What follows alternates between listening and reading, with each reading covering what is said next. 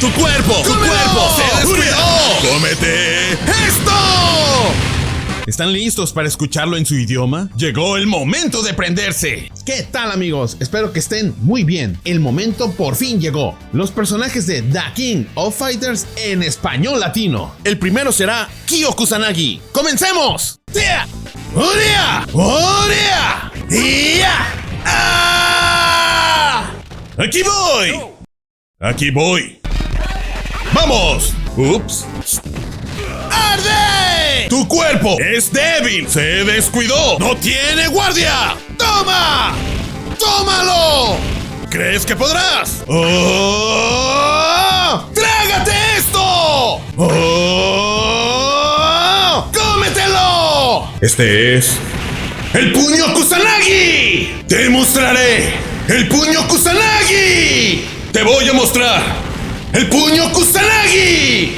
Nuestra historia es diferente. ¿Ya te vas a dormir? Oh, ¿ya te vas a dormir? ¿Qué haces humeando? Esta es mi victoria. Yo soy el ganador.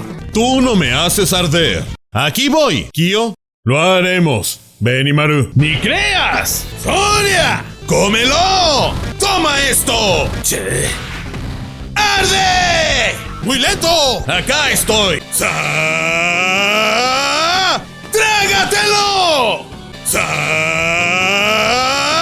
¡Cómetelo! ¡Tómalo!